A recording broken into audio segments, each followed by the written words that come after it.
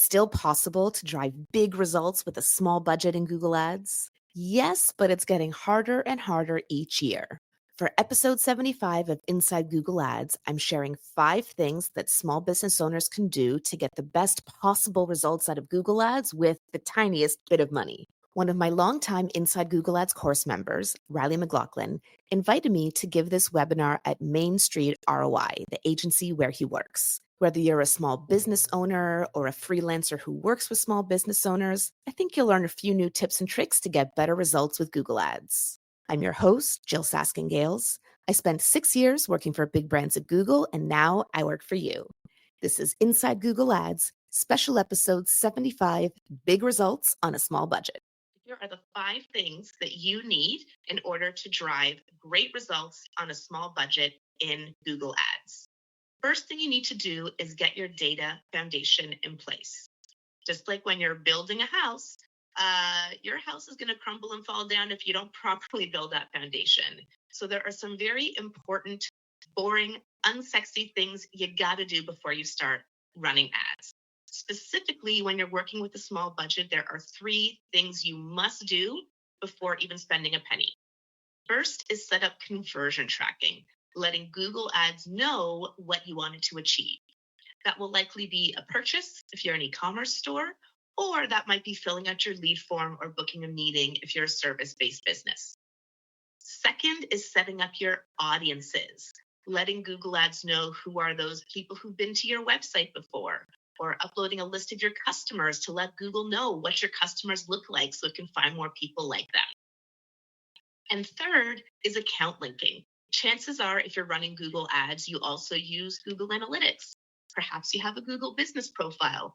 I hope you have Google Search Console set up and have been working on your SEO. So you're going to want to make sure you link all those things together to Google Ads so that those systems can work together to drive the best results for you.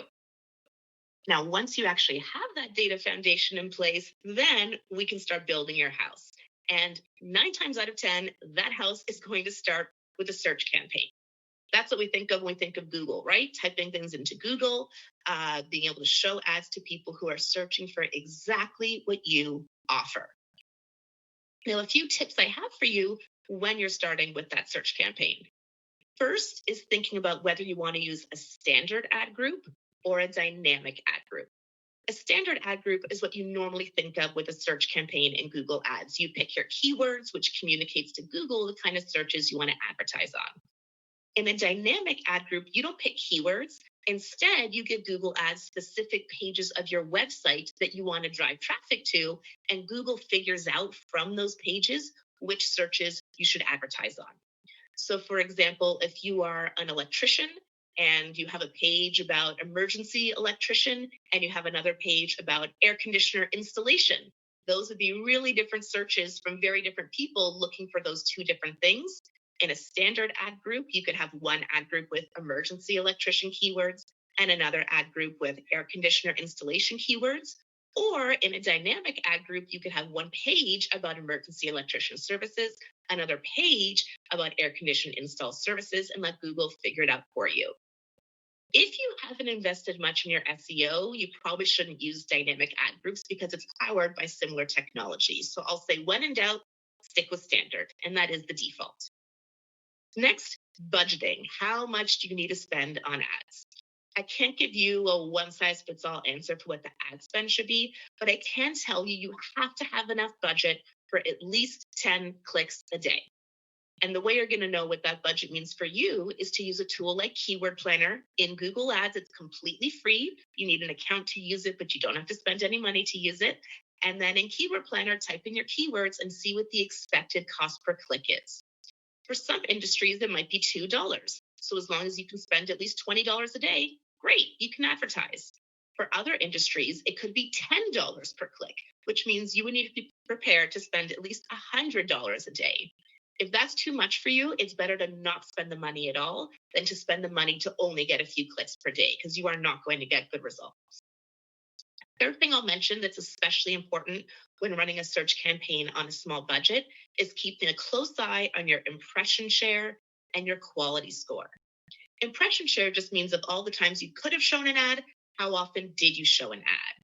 And this is what we use to help us optimize and understand how much opportunity there really is on Google for your business.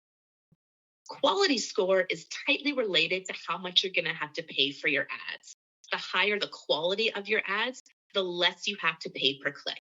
And I can tell you, as someone who has worked with multinational businesses, they don't spend any time focusing on quality score because they don't need to. They've got millions to throw into Google Ads. But for those of us who have tens of dollars or maybe hundreds of dollars, focusing on high quality ads means you can pay less per click, which means you can get more out of your budget. And then last but not least, smart bidding. When you set up a search campaign, you have to pick a bid strategy. And although you can use manual bidding, it's not 2015 anymore.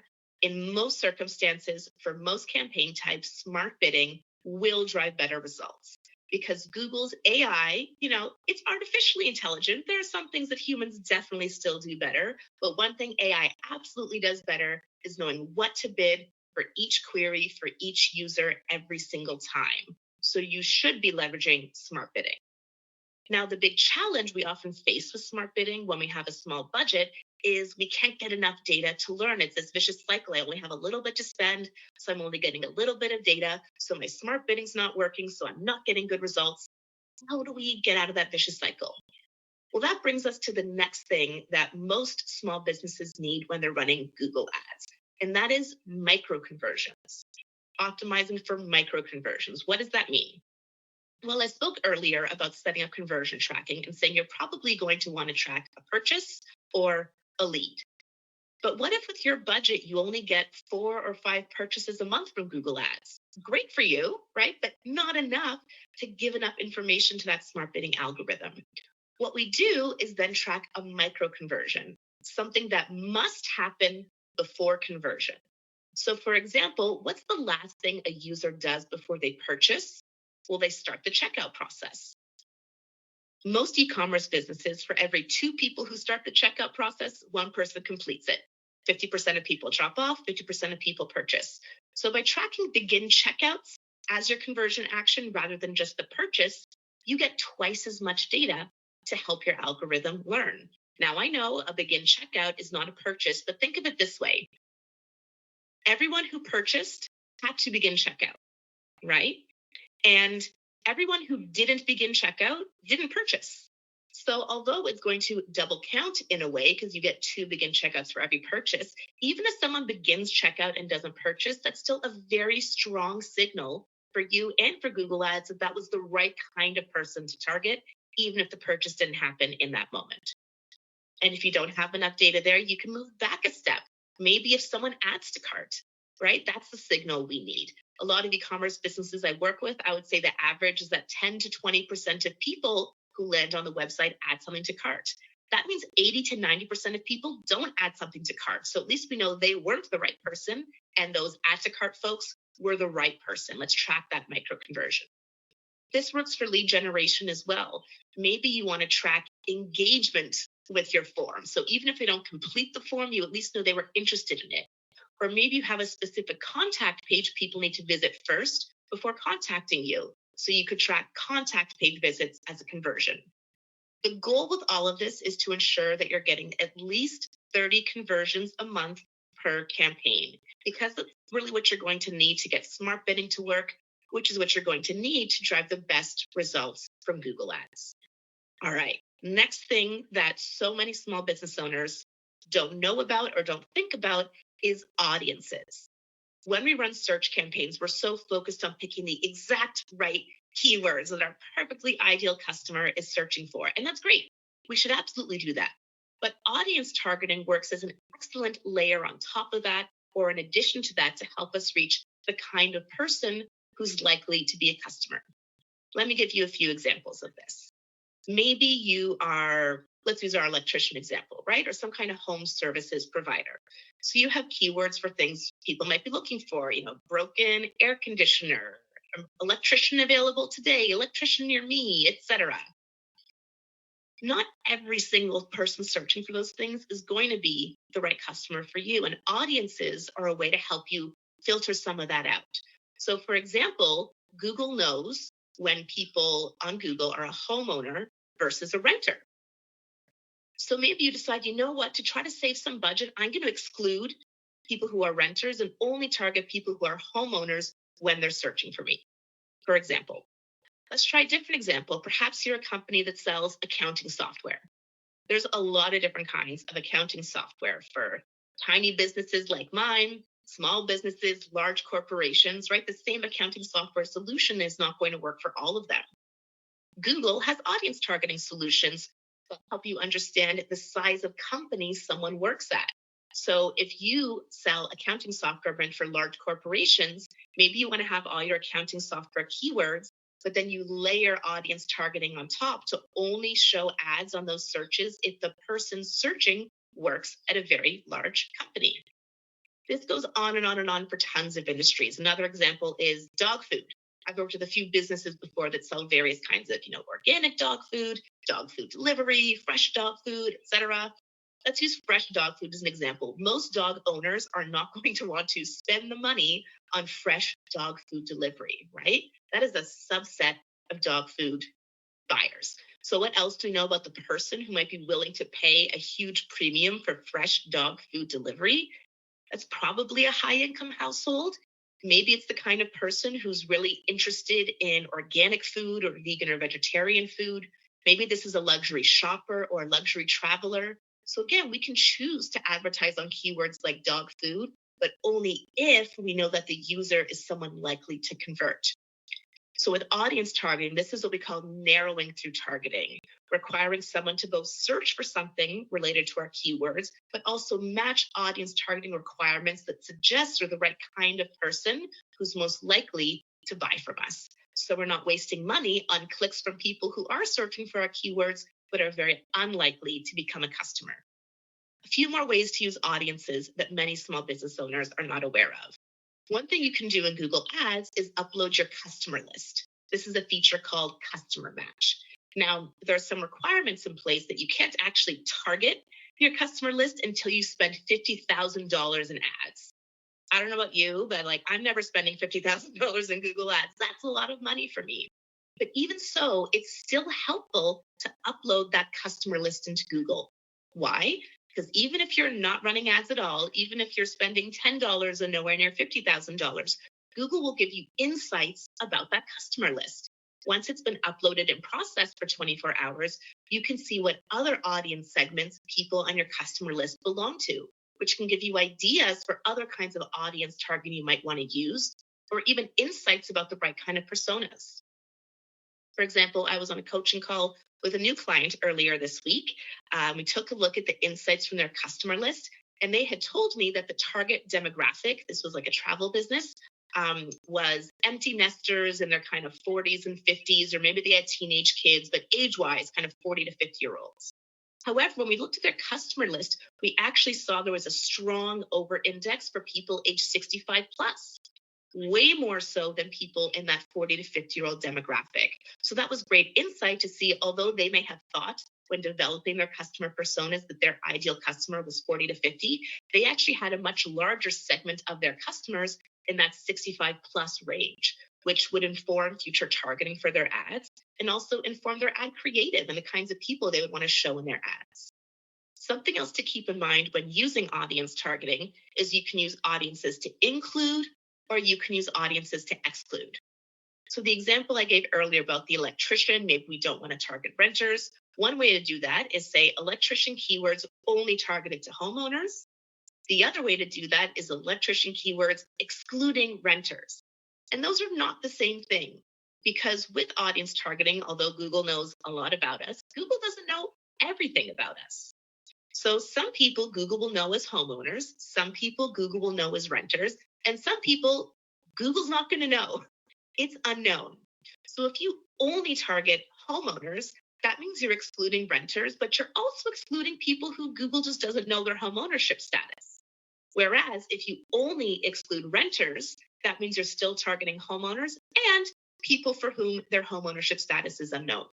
So that's something to think about when you're building out a strategy of how to use audiences. Is you might want to only include certain audiences, or you may want to exclude certain audiences. Last tip I'll give you for now around audience targeting is there's a campaign type in Google Ads called demand gen. And if you're going to expand beyond search at all, try to put ads in front of people who are not actively searching but are likely to be your ideal customer, don't run a display campaign, don't run a video views campaign, definitely don't run a performance max campaign on a small budget. Demand gen is the campaign type you're going to want to use. All right, next. This is another place I would say many Google Ads practitioners working with all sizes of budgets go wrong. And that is we will spend so much of our time, either as Google Ads experts or Google Ads newbies or something in between, focusing on our keywords and our targeting and our bidding, and little time focusing on the only thing the end user actually sees, which is your ad creative. So my advice to you to get big results from a small budget is to focus at least 50% of your energy on the ad creative itself. For a search ad, that means text. Because no matter what the user searched for, your ad may or may not show up on the page. It's going to be alongside ads from your competitors. Why should someone click on your ad versus someone else's?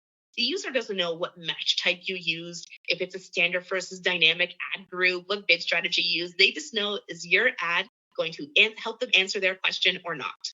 You want to make sure your ad creative stands out.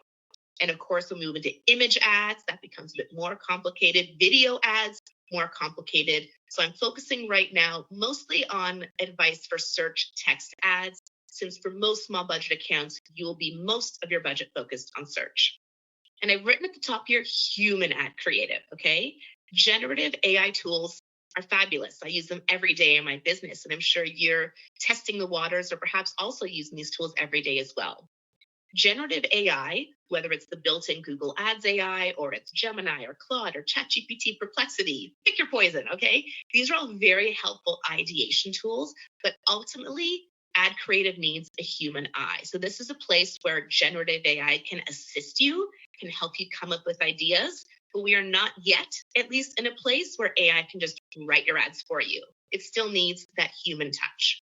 So when you're creating a search ad in Google Ads, we have responsive search ads. So in a single ad, you can add up to 15 different headlines and up to 4 descriptions.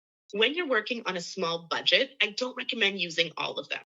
You only need about 8 to 10 different headlines and about 3 descriptions. Because even with that, that's going to create thousands of different combinations for Google to test to figure out which of those headlines and descriptions drive the best results for each user on each query for your business.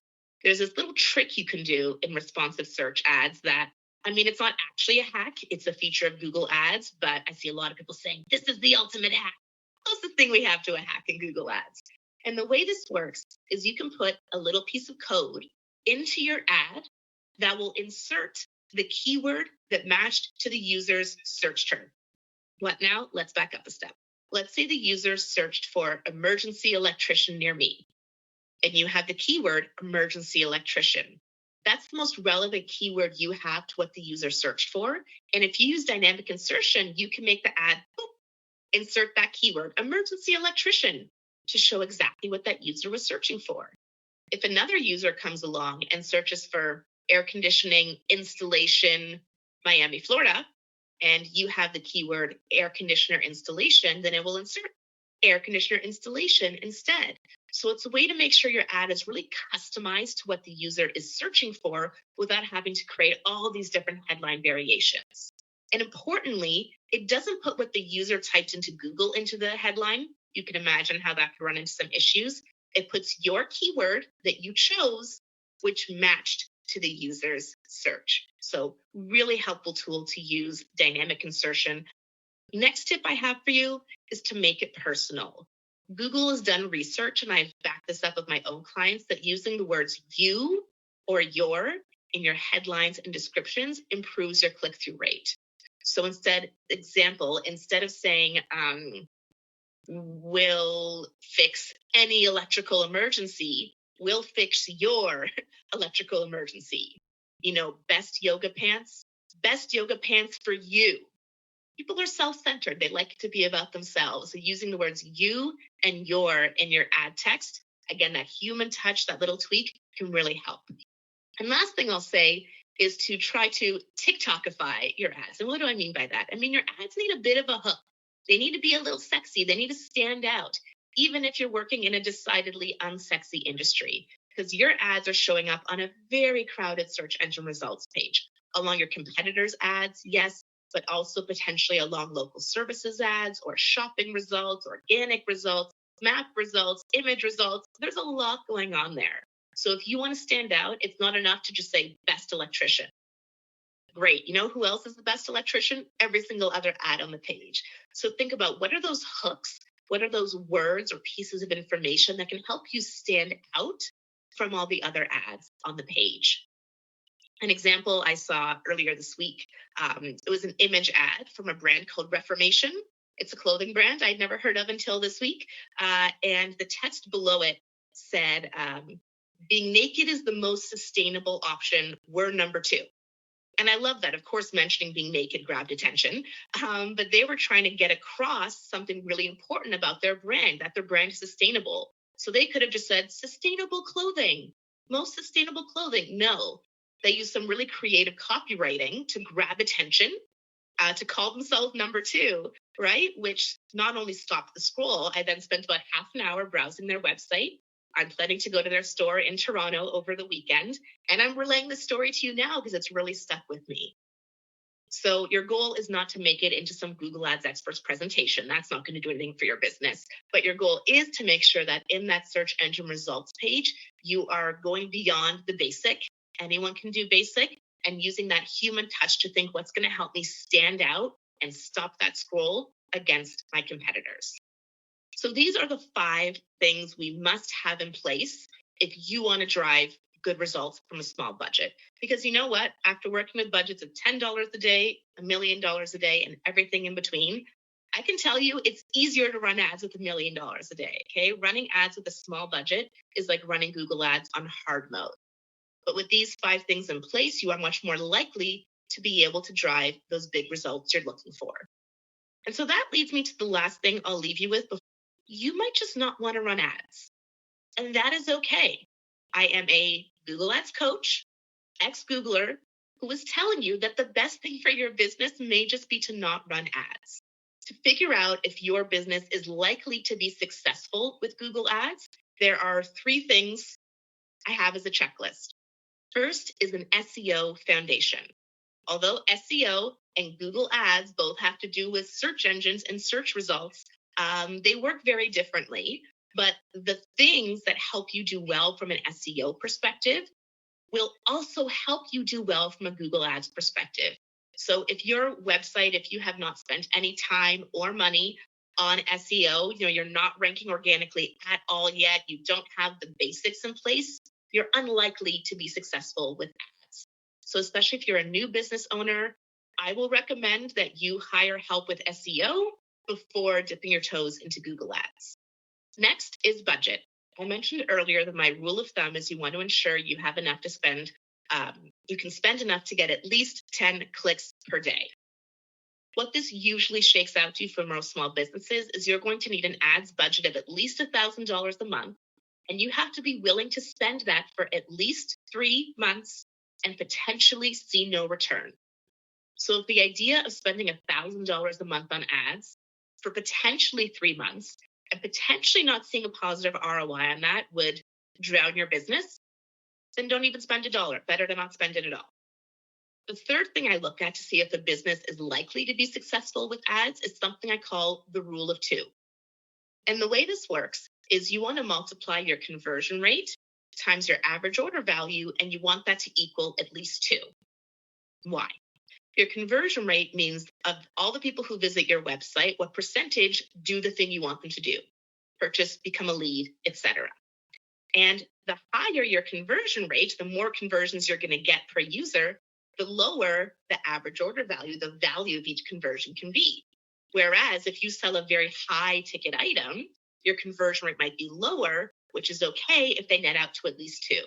So in practice, this would be, a conversion rate of 1%, average order value of $200, for example, right? That would get you to the rule of 2.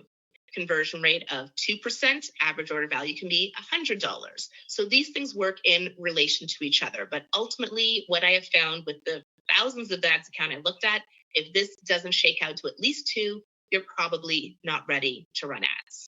So let's recap. How are we going to drive big results with a small budget in Google Ads? First, make sure you get your data foundation in place. A house with no foundation will crumble. That's conversion tracking, that's audience lists, and that's account linking. Next, 9 times out of 10, start with a search campaign. Ensure you have sufficient budget. Really focus on having high quality search ads so you can get more bang for your buck. Next, optimize for micro conversions to ensure you have enough data to feed that smart bidding algorithm and get that AI working for your business. Fourth, don't forget about audiences. Really great way to sculpt your traffic and get really specific on the kind of users you're trying to reach. And 5, focus at least 50% of your energy on your ad creative, using AI tools to help, sure, but making it really personal, very authentic, and standing out on that search engine results page. And if you don't have these fundamentals in place, then don't run ads. That is A-okay. There are plenty of other marketing initiatives you can focus on to drive results for your business. Thanks for tuning in to this special episode of Inside Google Ads. If you like what you heard today, please give a 5-star rating, a thumbs up, a review, wherever you're watching or listening. I'm Jyll Saskin Gales, and I'll see you next time inside Google Ads.